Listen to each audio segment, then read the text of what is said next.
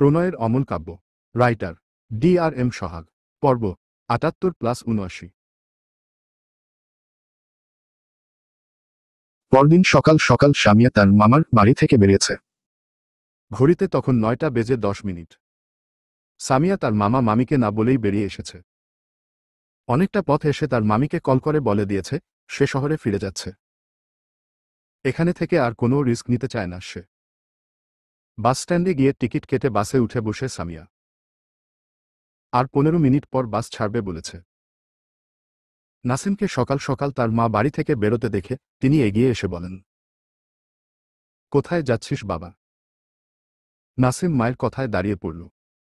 গতরাত থেকে তার মায়ের সাথে কথা বলেনি সে। প্রচণ্ড রেগে আছে তার মায়ের উপর। তাকে না জানিয়ে কি করে বিয়ের ব্যাপারে এতটা এগোতে পারল। তার মা কি জানে না তার সিচুয়েশন। আবারও মায়ের ডাকে নাসিম পিছু ফিরে তাকাল। তুই কি আমার উপর রাগ করেছিস বাবা? আমার কি ইচ্ছে করে না ছেলের বউ ঘরে আনতে? কেন এমন জেদ করছিস বল তো? কোথায় যাচ্ছিস না খেয়ে দে? নাসিম শক্ত গলায় বলে। বিষ আনতে যাচ্ছি, খাবারে মিশিয়ে খাইয়ে দিও, তাহলে আর আফসোস হবে না ছেলের বউয়ের জন্য। কারণ আমি তো বেঁচেই থাকবো না। মুহূর্তেই নাসিমের মায়ের চোখজোড়া ভরে ওঠে।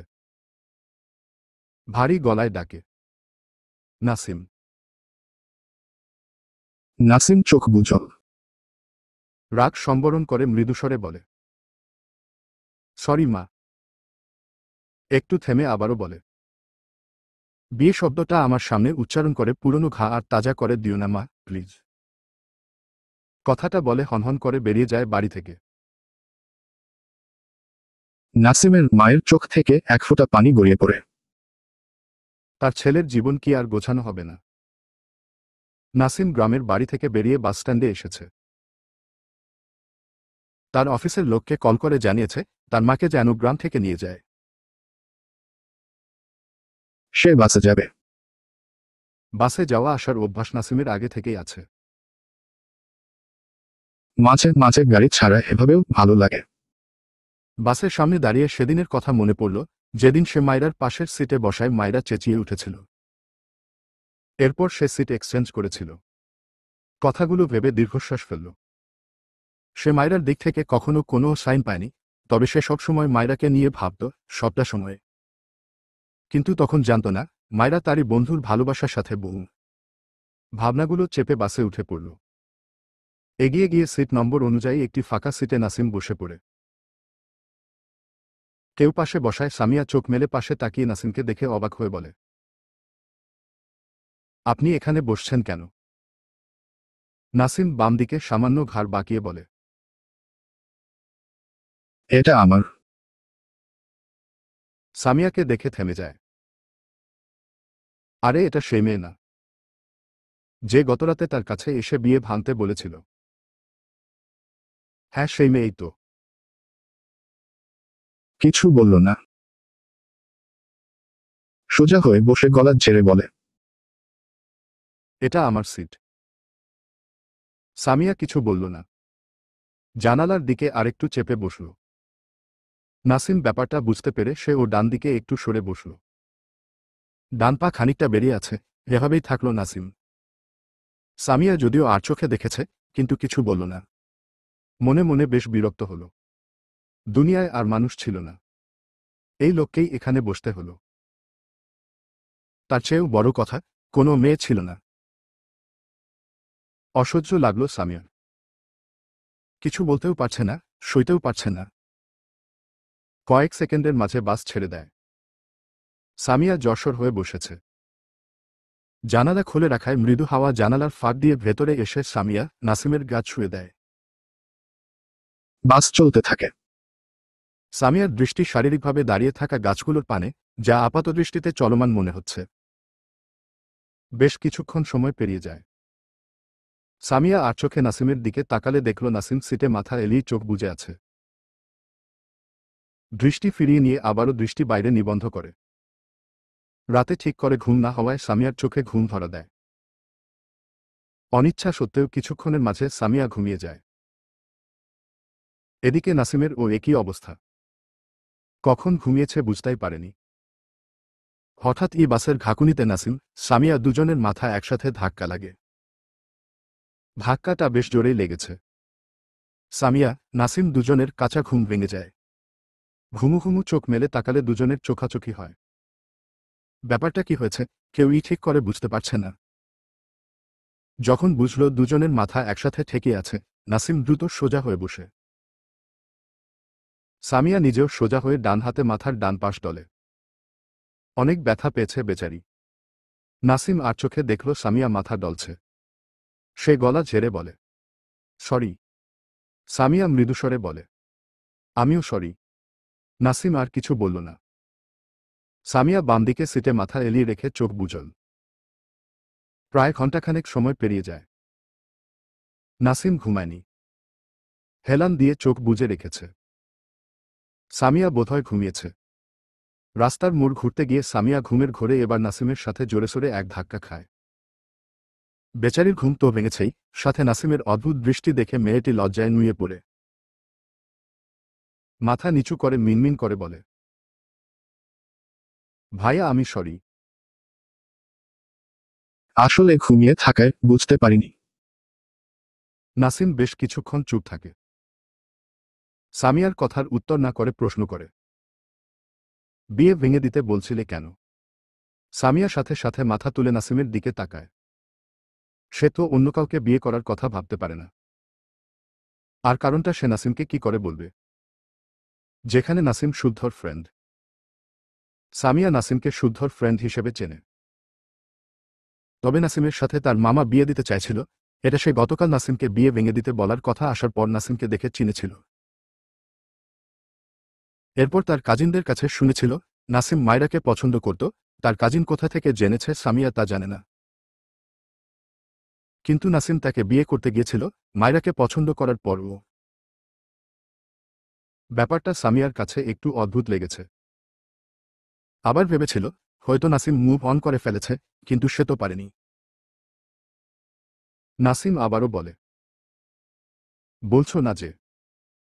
সামিয়া জবাব দেয়, আপনি মায়রাকে ভুলে গিয়ে মুভ অন করেছেন, কিন্তু সবাই তো এক নৌকার মাঝি নয়। আমার নৌকা আলাদা। নাসিম বিস্ময় দৃষ্টিতে তাকায় সামিয়ার দিকে। সামিয়া কথাটা বলে দৃষ্টি ফিরিয়ে নেয় নাসিমের দিক থেকে। নাসিম অবাক হয়ে বলে, হ্যালো মিস। আমি বিয়েতে সম্মতি দিল এতক্ষণে তুমি আমার বউ থাকতে। সামিয়া বাইরে দৃষ্টি রেখে উত্তর করল, জি, সম্মতি না দেওয়ার জন্য ধন্যবাদ আপনাকে। নাসিম ফোঁস করে শ্বাস ফেলে বিরক্তি কণ্ঠে বলে, মা আমাকে না জানিয়ে তোমাদের বাড়ি নিয়ে গিয়েছিল, নয়তো এই টপিক এতদূর গড়াতো না। আর তাছাড়া আমি এমন নৌকার মাঝি যে নৌকায় কেউ কখনো উঠতে পারবে না। সামিয়া মলিন মুখে প্রকৃতি দেখে। কেন যেন তার ভালো লাগছে না। সে বুঝল শুদ্ধর ফ্রেন্ড নাসিমের তার মতোই অবস্থা। সে তার ফ্রেন্ড, তার কাজিনদের মতো নাসিমকে নিয়ে বিদ্রুপ করল না। ভাবল না একজন বিবাহিত মেয়ের জন্য কেন জীবন থেমে রাখে, যেখানে সে সুখে শান্তিতে সংসার করছে। কথাগুলো বলা যতটা সহজ, মানা কি ততটা সহজ। চাইলেই ভুলে যাওয়া যায়, মুখে যায়, মনে নয়। নাসিম প্রশ্ন করে, তুমি পড়াশোনা করছো? সামিয়া মৃদুস্বরে বলে, জি। অনার্স সেকেন্ড ইয়ারে। আমার ব্যাপারে কিভাবে জানলে? সামিয়া নাসিমের দিকে একবার তাকিয়ে আবারও চোখ নামিয়ে নিয়ে বলে, আমার কাজিনদের থেকে শুনেছি। আর মাইরা তো আমাদের গ্রামেরই মেয়ে। নাসিম সাথে সাথে প্রশ্ন করে, বারবিডোল জানে? সামিয়া অদ্ভুতভাবে তাকায়। নাসিম কেমন যেন হঠাৎই বিচলিত হয়ে প্রশ্নটা করল। সামিয়া জিজ্ঞেস করে, বারবিডোল কে? নাসিম চুপ থাকল। সামিয়া হয়তো বুঝল, তাই আর জিজ্ঞেস না করে উত্তর করল, আমি এসব ব্যাপারে জানি না। তবে আপনি তার জন্য দেবদাস হয়েছেন এটা মেবি ও জানে না। নাসিম কিছুটা বিব্রত বোধ করে। সামিয়া দীর্ঘশ্বাস ফেলল। নাসিম আবারও প্রশ্ন করে, তোমার বয়ফ্রেন্ড আছে? সামিয়া মৃদু হেসে বলে, জি। নাসিম চোখ বুজে বলে, ওহ ওকে। নিউ লাইফের জন্য কংগ্রাচুলেশনস। বয়ফ্রেন্ডকে বিয়ে করবে বলে বাড়ি থেকে পালাচ্ছ নিশ্চয়ই। ছেলেটার ভাগ্য আছে বলতে হবে। সামিয়া ঘাড় ফিরিয়ে নাসিমের দিকে তাকায়। অতঃপর বলে, সে বিবাহিত। সামিয়ার কথাটা শুনে নাসিম ভ্রু কোঁচকাল। একটু পর চোখ মেলে সামিয়ার দিকে তাকিয়ে বলে, এক বিবাহিত ছেলের জন্য তুমি বিয়ে করছো না? নাসিমের কথাটা সামিয়ার পছন্দ হল না। তার মনে হল তার ফ্রেড, কাজিনদের মতো নাসিম ও তাকে নিয়ে বিদ্রূপ করল। মেয়েটির মন খারাপ হয়। নিজেকে সামলে বলে, ঠিক যেমন আপনি। নাসিম থতমত খেয়ে তাকায়। গলা ঝেড়ে বলে, ছেলে আর মেয়ের মাঝে অনেক তফাত আছে। তোমাকে একদিন না একদিন বিয়ে করতেই হবে। বাট আমি ছেলে, আমার জন্য সিঙ্গেল থাকাটা খুব বেশি প্রবলেম হবে না। সামিয়া কিছু বলল না। নাসিম আবারও বলে, তোমার মুভ অন করে বিয়ে করা উচিত। সামিয়া মৃদু হেসে বলে, আপনি পারবেন। নাসিমের মুখ আগের চেয়েও মলিন হল। বিয়ে শব্দটার সাথে বারবিডোলের একটা কানেকশন ছিল তার লাইফে। আর এখন বিয়ের সাথে বিষের কানেকশন পায়। বিয়েটা হয়তো আর সম্ভব নয় তার দ্বারা। বাস কাঙ্ক্ষিত জায়গায় এসে দাঁড় করালে নাসিম দীর্ঘশ্বাস ফেলে সিট থেকে উঠে দাঁড়ায়। দ্রুত পায়ে বাস থেকে নেমে যায়। সামিয়া বেশ কিছুক্ষণ বসে থাকল। একে একে সবাই নেমে গেলে সামিয়া আস্তে ধীরে বাস থেকে নেমে যায়। মাইরা কলেজ শেষে কলেজ থেকে বাইরে বেরিয়ে আসে। এক সাইডে দাঁড়িয়ে ইরফানের অপেক্ষা করে। আজ মিলা কলেজ আসেনি বলে মাইরার মুড অফ। পরিচিত কাউকে দেখে মাইরা সামনের দিকে এগিয়ে যায়। পিছন থেকে মেয়েটির কাঁধে হাত রেখে বলে, সামিয়া আপু কেমন আছো? সামিয়া মাইরার ডাকে পিছু ফিরে তাকায়। সে এখানে টিউশন পড়াতে এসেছে। আজ সকাল সকাল গ্রাম থেকে এসে জমানো কাজগুলো করে ঘুমিয়ে গিয়েছিল। লেট করে ঘুম থেকে ওঠায় তাড়াহুড়োয় খুচরো টাকা নেয়নি। দুটো 500 টাকার নোট নিয়ে বেরিয়েছে। এখন রিকশায় এসে বেকায়দায় পড়েছে। অতঃপর মাইরার উদ্দেশ্যে বলে, মাইরা, তোমার কাছে খুচরো 40 টাকা হবে বোন? মাইরা অসহায় কণ্ঠে বলে, না আপু, আমার কাছে 500 টাকার নোট আছে হয়তো। এটা চলবে না। 500 টাকা তো আমার কাছেও আছে। এটা হবে না। রিকশাওয়ালা দাঁড়িয়ে আছে। আচ্ছা, আমি আশেপাশে দোকানে দেখি পাই কিনা। মাইরা মাথা নেড়ে বলে, আচ্ছা আপু। মাইরা এক সাইড দিকে আবারও দাঁড়িয়ে ইরফানের জন্য অপেক্ষা করে। সামিয়া আশেপাশে বেশ কয়েকটা দোকানে খুচরা চায়, কিন্তু সবার একই উত্তর, খুচরা নেই। সামিয়া হতাশার নিঃশ্বাস ফেলে। কি করবে এখন? এই 500 টাকা দিয়ে দিবে। সে কত হিসাব করে দিন চালায়, 50 টাকা ও কত সেভ করে। সেখানে পুরো 500 টাকা গচ্ছা যাবে। ভাবনার মাঝেই কিছুটা দূরে নাসিমকে দাঁড়িয়ে থাকতে দেখল। সামিয়া ভাবনা রেখে দ্রুত পায়ে নাসিমের দিকে এগিয়ে গিয়ে বলে, ভাইয়া আমাকে 40 টাকা ধার দিতে পারবেন? নাসিম ফোনে কথা বলছিল। পরিচিত কণ্ঠ পেয়ে পিছু ফিরে তাকালে সামিয়াকে দেখে অবাক হয়। আরও বেশি অবাক হয় তার কাছে 40 টাকা চাওয়ায়। ফোনে কথা বলা শেষ করে মৃদুস্বরে বলে, বুঝলাম না। সামিয়া হাত দিয়ে দাঁড় করিয়ে রাখা রিকশাওয়ালাকে দেখিয়ে বলে, তার কাছে খুচরা না থাকায় ভাড়া দিতে পারছে না। নাসিম কিছু বলল না। এগিয়ে গিয়ে তার ওয়ালেট থেকে 40 টাকা বের করে রিকশাওয়ালাকে ভাড়া মিটিয়ে দেয়। সামিয়া নাসিমের পাশে দাঁড়িয়ে ছোট করে বলে, ধন্যবাদ। এরপর নাসিমের দিকে তার হাতে থাকা 500 টাকা বাড়িয়ে দিয়ে বলে, আপনি এখান থেকে 40 টাকা নিয়ে বাকিটা আমাকে ফেরত দিন। নাসিম তার ওয়ালেট পকেট রাখতে রাখতে সামিয়ার দিকে ভ্রু কুঁচকে তাকায়। মৃদুস্বরে বলে, লাগবে না। সামিয়া মাথা নেড়ে বলে, না না, এমন করবেন না। আমি ঋণী হয়ে যাব আপনার কাছে। নাসিম হাতঘড়িতে একবার সময় দেখল। সে অফিসের একটা কাজে এখানে এসেছিল। কাজটি করে দ্রুত ফিরতে হবে। আগামীকাল ফ্লাইট। কিছু একটা ভেবে সামিয়ার দিকে তাকিয়ে মৃদুস্বরে বলে, আমি 40 টাকার হেল্প করে সেটা ফেরত নিই না। একটু থেমে আবারও বলে, আমার মনে হয় আমরা একই নৌকার মাঝি। এটা সকালে প্রুভ হয়েছে। সেই হিসেবে ধরে নাও, উই আর জাস্ট ফ্রেন্ড। তাই এই হেল্প নর্মাল। এটুকু বলতেই নাসিমের ফোনে আবারও কল। আসলে সে এক্সকিউজ মি বলে সামিয়ার পাশ কাটিয়ে চলে যায়। সামিয়া হাতের টাকা তার ব্যাগে রেখে উল্টো ঘুরতে গিয়েও ঘুরল না। পরিচিত কেউ দৃষ্টিতে আটকে গিয়েছে। শুধু পরিচিত না, ভীষণ পরিচিত। মনের ঘরে বাস করা সাহেব। শুদ্ধ ফারার হাত ধরে সামনের দিকে এগিয়ে যাচ্ছে। ফারার চোখে মুখে ক্লান্তি। ভার্সিটির ক্লাস করে মেয়েটি ক্লান্ত হয়ে গিয়েছে। শুদ্ধ বা হাতে ফারাহকে নিজের সাথে জড়িয়ে নিয়ে মৃদুস্বরে বলে, খারাপ লাগছে পাখি। ফারাহ শুদ্ধর দিকে তাকিয়ে বলে, লাগছে, কিন্তু আইসক্রিম খেতে পারলে সব ক্লান্তি দূর হবে। শুদ্ধ চারপাশে ঘাড় বাঁকিয়ে বলে, তোমাকে স্পেশাল আইসক্রিম খাওয়াতে না পারায় আমার মনটা পুড়ে যাচ্ছে গো পাখি। ফারাহ ভ্রু কুঁচকে বলে, তোমার স্পেশাল আইসক্রিম তুমিই খাও, আমি নর্মাল আইসক্রিম খাব। শুদ্ধ আফসোসের সুরে বলে, না না, এসব কি বলো? বউ মানেই স্পেশাল। স্পেশাল বউকে নর্মাল আইসক্রিম খাওয়ানো যায়? কিন্তু এসব স্পেশাল আইসক্রিম যেখানে সেখানে পাওয়া যায় না, বুঝলে পাখি। পার্কে বেশি পাওয়া যায়। ফারাহ ভ্রু কুঁচকে বলে, মানে? শুদ্ধ মিটিমিটি হেসে বলে, পাখি তো পার্কেই বেশি থাকে মেবি।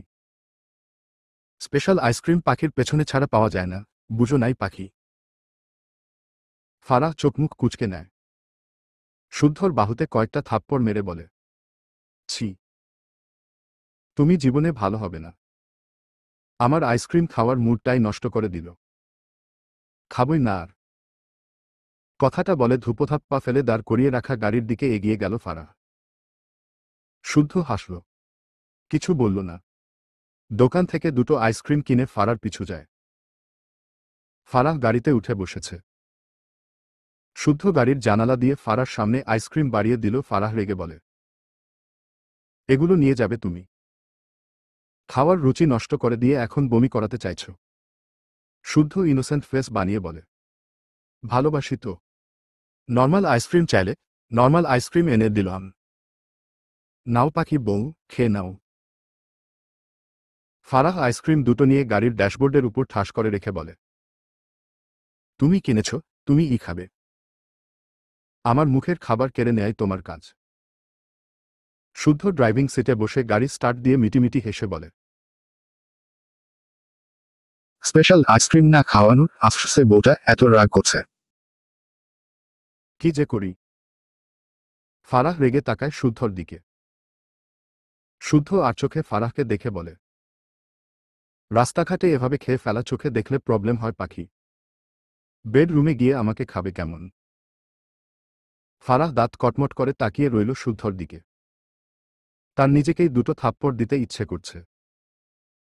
শুদ্ধ গাড়ির গ্লাস দুটো তুলে দিয়ে এগিয়ে এসে ফারার ঠোঁটজোড়ায় কয়েকটা শুকনো চুমু খেয়ে গালে গাল ঘষে মৃদুস্বরে বলে, এভাবে তাকালে ফারাহ পাখিকে আগুন সুন্দরী লাগে। আমার সত্যিই প্রবলেম হয় পাখি।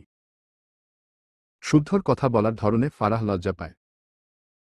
শুদ্ধ মৃদু হাসল। আর কিছু বলল না। সোজা হয়ে বসে গাড়ি স্টার্ট দেয়। সামিয়া ভেজা চোখে শুদ্ধ আর ফারাহকে পুরোটা সময় দেখল। গাড়ির ভেতর ওঠার পর আর দেখতে পায়নি। উই আবদ্ধ গাড়িতেই দৃষ্টি নিবন্ধ করে রেখেছিল। শুদ্ধর বাড়ি থেকে বেরিয়ে আসার পর আজ প্রায় 1 বছরের মাথায় শুদ্ধকে অনাকাঙ্ক্ষিতভাবে দেখতে পেল, তাও আবার সেই মেয়েটার সাথে, যে শুদ্ধর বউ। তার খারাপ লাগা শোভা পায় না। কিন্তু মন কি মানে? ভাবনার মাঝেই কখন যে রাস্তার অনেকটা মাঝখানে চলে এসেছে, মেয়েটি বুঝতেই পারেনি। পিছন থেকে মনে হলো মায়রার চিৎকার শুনতে পায়, সামি। বাকিটুকু আর শুনতেই পায় না, যেন ডাকটুকু থেমে গেল। সামিয়ার চোখ দুটো স্থির হয়ে গেল। চোখের পলকে সামিয়ার স্থান হয় কয়েক হাত দূরে। একটি বড়সড় মাইক্রোর সাথে ধাক্কা খেয়ে ছিটকে গিয়ে পড়েছে পিছালা রাস্তার ওপর। মেয়েটির মনে হলো দুনিয়া থেমে গিয়েছে, নড়চড়বিহীন দেহ পিছালা রাস্তার উপর পড়ে রইল। স্থির দৃষ্টি নিবন্ধ শুদ্ধদের ছুটে চলা গাড়িটির দিকে, যে গাড়ি ধীরে ধীরে অদৃশ্য হতে লাগল। সামিয়ার চোখজোড়াও বুজে আসল। চোখের কোণ ঘেঁষে এক ফোঁটা পানি গড়িয়ে পড়ল। অস্ফুটস্বরে বেরিয়ে আসল, সাহেব ভালো থাক কবেন। কথাটুকু বলেই চোখজোড়া বুজে নেয়। মায়রা দৌড়ে এসে সামিয়ার পাশে বসে। মেয়েটির পুরো শরীর কাঁপছে। এই তো একটু আগেই একটি সুস্থ সবল সামিয়ার সাথে কথা বলল মায়রা। মাত্র কয়েক মিনিটের মাঝেই কি হয়ে গেল। মায়রার নিজেকে দিশেহারা লাগে। আশেপাশে তাকালে দেখল সবাই চেয়ে আছে, কেউ এগোয় না। মায়রা কাঁদতে ইচ্ছে করল। এরা মানুষ না জানোয়ার। শহরের মানুষেরা কি এমনই হয়। মায়রা সামিয়ার গালে হাত দিয়ে ডাকতে লাগল, আপু, সামিয়া আপু, প্লিজ চোখ খোলো। সামিয়া চোখ খোলে না, কিন্তু থেকে থেকে কেমন ভারী নিঃশ্বাস ফেলে। মায়রা সামিয়ার পাশে থেকে উঠে দুপাশ সামনে এগোলে নাসিমকে দেখে কান্নামাখা গলায় বলে, ভাইয়া, একটা হেল্প করুন প্লিজ। নাসিম ঢোক গিলে কোনো রকমে বলে, কি হয়েছে বারবি? বাকিটুকু আর বলল না। মায়রা নিজেই দৌড়ে সামিয়ার কাছে এসে সামিয়ার পাশে বসে বলে, ভাইয়া, সামিয়া আপুকে হসপিটালে নিতে হবে। আপু কথা বলছে না। আপুকে হসপিটালে নিয়ে চলুন না ভাইয়া। নাসিম দৃষ্টি নিচু করলে রক্তাক্ত সামিয়াকে দেখে স্তব্ধ হয়ে যায়। এই তো কয়েক মিনিট আগেই মেয়েটি তাকে ডাকল, তার কাছে হেল্প চাইল। এটুকু সময়ের মাঝে কি হয়ে গেল? মায়রা নাসিম কল এখনো দাঁড়িয়ে থাকতে দেখে আবারও নাসিমের সামনে এসে অনুরোধের স্বরে বলে, ভাইয়া, আপনি অন্তত দয়া করে আপুকে হসপিটালে নিয়ে চলুন। এখানে কেউ এগিয়ে আসছে না। চলুন প্লিজ। লেট করলে আপুর কিছু হয়ে যাবে তো। নাসিমের সম্বিত ফিরে দ্রুত পায়ে এগিয়ে গিয়ে সামিয়ার পাশে বসে নিজের সকল জোরতা কাটিয়ে রক্তাক্ত আধমরা সামিয়াকে কোলে তুলে নেয়। এরপর দ্রুত পায়ে তার গাড়ির দিকে এগিয়ে যায়। সামিয়ার বা হাত ছেড়ে দেয়া, নাক মুখে রক্তের ছিটে ফোটা। মায়রা নাসিমের পিছু পিছু দৌড়ায়। নাসিম তার ব্যাকসিটের দরজা খুলে সামিয়াকে শুইয়ে দেয়। মায়রা নিজে থেকেই সামিয়ার মাথার কাছে উঠে বসে সামিয়ার মাথাটা নিজের কেলে নিয়ে হাঁপানো কণ্ঠে বলে, ভাইয়া তাড়াতাড়ি চলুন প্লিজ। নাসিম মায়রার দিকে তাকালো। মায়রার চোখে পানি। নাসিম অবাক হল। সামিয়ার সাথে মায়রাকে কখনো দেখেনি। অথচ মায়রা এই মেয়েটার জন্য এত ভাবছে কেন? ভাবনা রেখে দ্রুত গাড়িতে উঠে বসে মায়রা সামিয়ার গালে হাত দিয়ে একটু পর পর ডাকে, সামিয়া আপু, সামিয়া আপু, ঠিক আছো? একটু আগেই তো আমার সাথে কথা বললে। সামিয়া আপু। নাসিম গাড়ির স্পিড বাড়ায়। সামনের আয়নায় একবার দৃষ্টি পড়লে মায়রার কান্নামাখা মলিন মুখ দেখল। মায়রার কণ্ঠ কানে বাড়ি খায়, সামিয়া আপু, ও সামিয়া আপু। নাসিম বিড়বিড় করে উচ্চারণ করে, সামিয়া। এরপর মৃদুস্বরে বলে, মেয়েটিকে। মায়রা সামিয়ার দিকে চেয়েই বলে, এটা তো সামিয়া আপু। আপনার বন্ধু শুদ্ধ ভাইয়ার সাথে বিয়ে ঠিক হয়েছিল। আপনি চিনেন না আপুকে? কথাটা বলে মায়রা আবারও সামিয়াকে ডাকে। নাসিমের চোখে মুখে আরও বিস্ময় ভর করে। শুদ্ধর সাথে এই মেয়ের বিয়ে ঠিক হয়েছিল। আর মেয়েটি? নাসিম আর ভাবতে পারলে না। হসপিটালে এসে সামিয়াকে ওটিতে নিতে হয়। মেয়েটির অবস্থা গুরুতর। মায়রার টেনশনে মাথা কাজ করছে না। হঠাৎই মনে পড়ল ইরফান তাকে কলেজে নিতে এসে খুঁজে পাবে না। তাকে না খুঁজে পেয়ে ইরফানের অবস্থা কি হবে? কি করবে এখন? কিছুটা দূরে নাসিমকে দেখে মাইরা এগিয়ে গেল সেদিকে। এরপর মৃদুস্বরে বলে, ভাইয়া আপনার ফোনটা একটু দিবেন। নাসিম ঘাড় ঘুরিয়ে একবার মাইরার দিকে তাকায়। সাথে সাথে দৃষ্টি নিচু করে বলে, ফোন নেই। তখনই নাসিমের ফোন বেজে ওঠে। মাইরা অদ্ভুতভাবে তাকায় নাসিমের দিকে। নাসিম কিছুটা বিব্রত হয়, তবে সে মাথা তুলল না।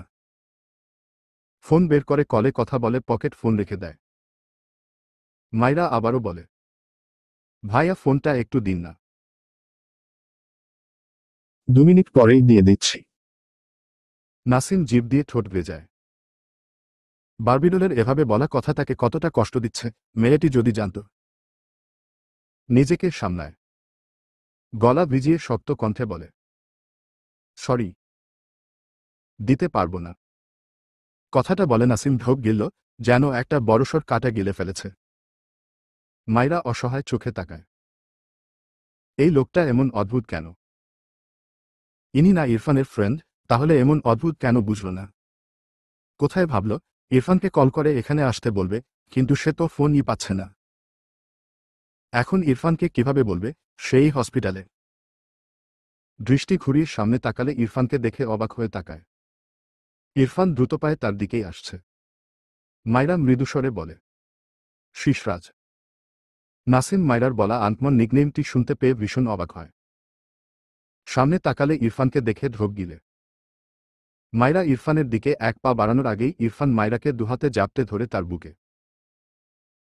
নাসিম দেখল ইরফানের দুহাতের বন্ধনীর মাঝে মাইরাকে। দ্রুত চোখ সরিয়ে নিয়ে কয়েক পা বাম দিকে সরে দূরে গিয়ে দাঁড়ায়। ইরফান মাইরাকে শক্ত করে ধরে মৃদুস্বরে বলে, মাই বার্ডফ্লাওয়ার। কি হয়েছে তোমার? তুমি কি সিক?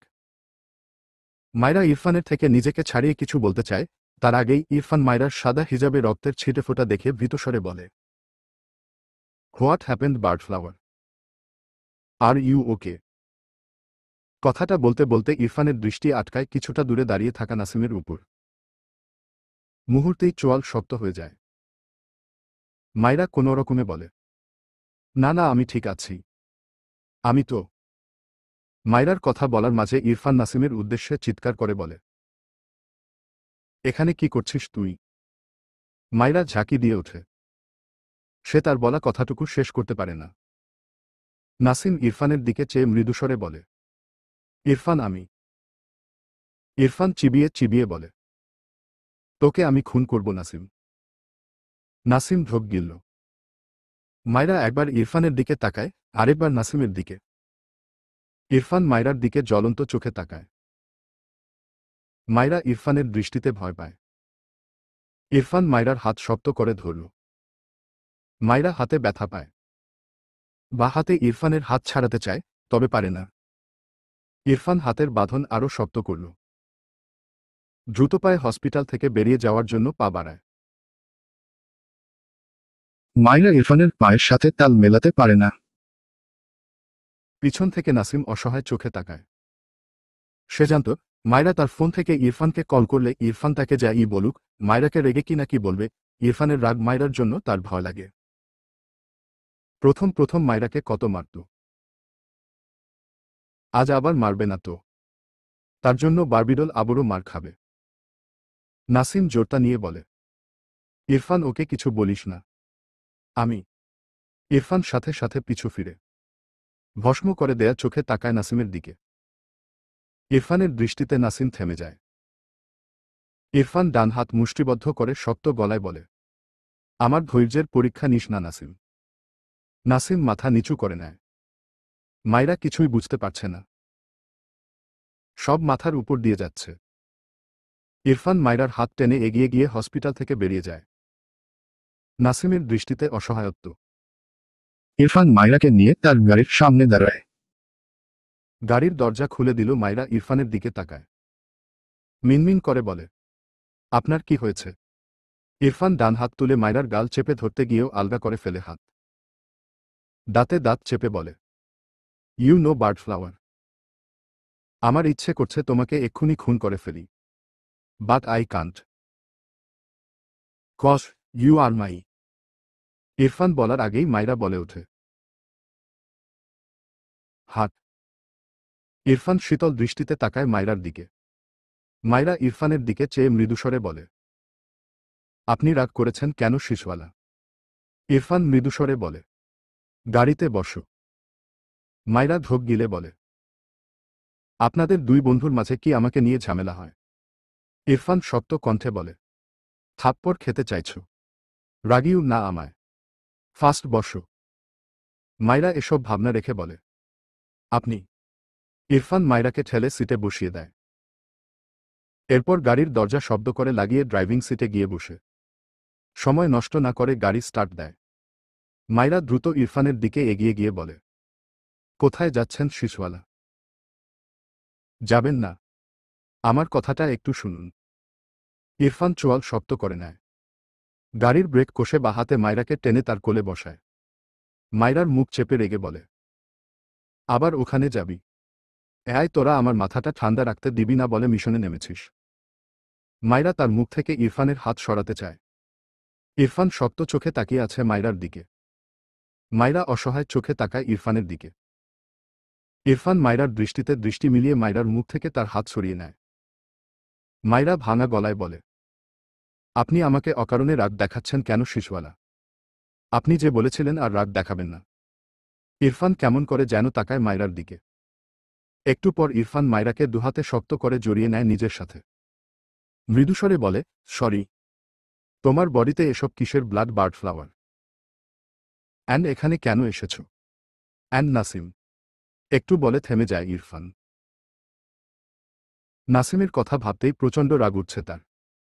সে বারবার মাইরার দিকে তাকিয়ে রাগ নেভাচ্ছে যেমন, তেমনি নাসিম মাইরার আশেপাশে ছিল ভাবতেই ঠান্ডা মেজাজ গরম হয়ে যাচ্ছে। রাত থেকেই মাইরাকে গায়ের সর্বশক্তি দিয়ে মাইরাকে নিজের সাথে চেপে ধরে। মাইরা চোখ বুজল। ইরফানকে সে বুজল। কিছু বলল না।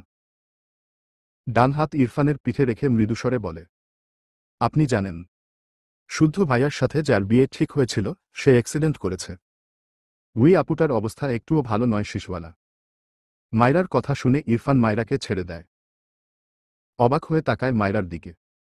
মাইরার চোখজোড়া ভেজা। ভাঙা গলায় বলে, সামিয়া আপুর ওখানে নিয়ে যাবেন শিশওয়ালা? নিয়ে চলুন না। ইরফান ছোট করে বলে, পরে নিয়ে আসব। কথাটা বলে গাড়ি স্টার্ট দেয়। মাইরা অসহায় চোখে তাকায়। তবুও স্বস্তির নিঃশ্বাস ফেলল। পরে আনবে বলেছে যখন, তখন আনবে। আপনার পেশেন্টের অবস্থা ক্রিটিক্যাল। চাইলে দেখা করতে পারেন। ডক্টরের কথায় নাসিম দ্রুত মাথা তুলে তাকায়। সামিয়ার কথা মনে পড়তেই সে দ্রুত পায়ে উঠি রুমের দিকে এগিয়ে যায়। ভেতরে গিয়ে দেখল সামিয়া মেয়েটি কেমন যেন ছটফট করছে। নাসিম ঢোক গিলল। সামিয়ার মুখ দেখলে তার বারবার শুদ্ধর কথা মনে পড়ছে। সামিয়া এমন ছটফট করছে কেন? নাসিমের কেমন যেন ভয় লাগল। সামিয়া তার লালিত চোখজোড়া মেলে নাসিমের দিকে চেয়ে কিছু বলতে চাইছে যেন। নাসিম দ্রুত পায়ে এগিয়ে এসে সামিয়ার পাশে দাঁড়ায়। সামিয়া বহুকষ্টে আদো আদো স্বরে বলে, ভাভাইয়া আপনার ঋণ। এটুকু বলে থেমে যায়। নিঃশ্বাস নিতে পারছে না মেয়েটি। নাসিম বোধহয় বুঝেছে সামিয়ার কথা। তার ভীষণ খারাপ লাগছে এই মিষ্টি মেয়েটার এমন অবস্থা দেখে। নাসিম মৃদুস্বরে বলে, আমি তো তোমাকে বলেছি, এজ আ ফ্রেন্ড আমি তোমাকে হেল্প করেছি। তোমার কি কষ্ট হচ্ছে?